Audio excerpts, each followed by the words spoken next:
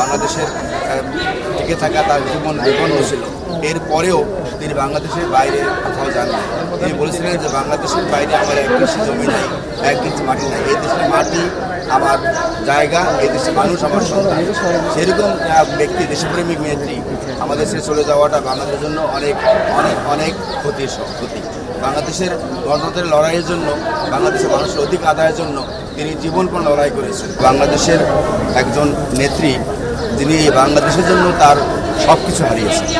তিনি হারিয়েছেন তার স্বামীকে, তিনি হারিয়েছেন তার সন্তানকে, তার বাড়ি হারিয়েছেন এবং তার এমন কিছু জীবন অতিবাহিত করছেন যেখানে তিনি জেলের খাটে ছেড়েছেন 5 বার।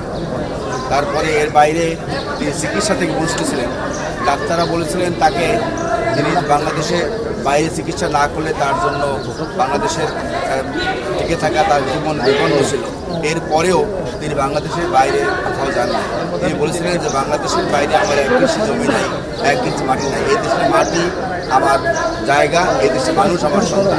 সেরকম ব্যক্তি, দেশপ্রেমিক নেত্রী আমাদের দেশে চলে যাওয়াটা বাংলাদেশের জন্য অনেক অনেক অনেক ক্ষতি। বাংলাদেশের গণতন্ত্রের লড়াইয়ের জন্য, বাংলাদেশের মানুষের অধিকার আদায়ের জন্য তিনি জীবনপণ লড়াই করেছেন। আপসী নেত্রী হিসাবে আখ্যায়িত হয়েছেন।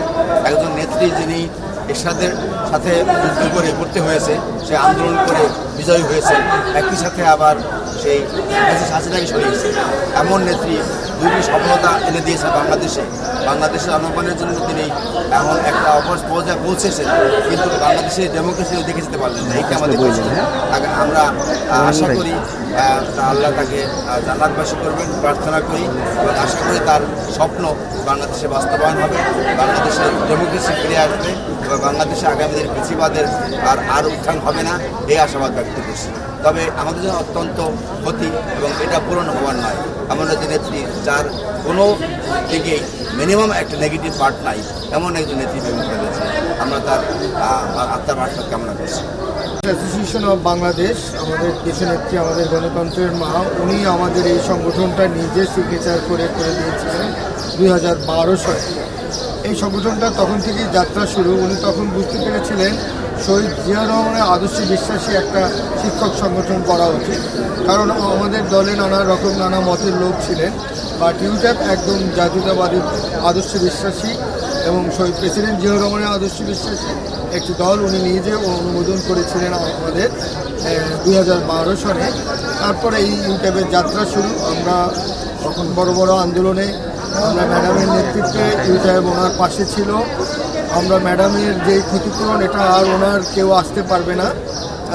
ম্যাডাম আমাদের জন্য, গণতন্ত্রের জন্য শেষ পর্যন্ত ফাইট করে গিয়েছেন এবং তার বিনিময়ে আমরা গণতন্ত্র অর্জন করার পথে। সামনে নির্বাচন, আমরা চাই সুষ্ঠু নিরপেক্ষ নির্বাচনের মাধ্যমে জাতীয়তাবাদী দল তারেক রহমানের নেতৃত্বে আমরা বিজয় হয়ে দেশ সেবার সুযোগ পাই এবং আমি আমার চেয়ারম্যান তারেক রহমানের ভবিষ্যৎ সুন্দর কামনা করে আমি আমার বক্তব্য শেষ করছি।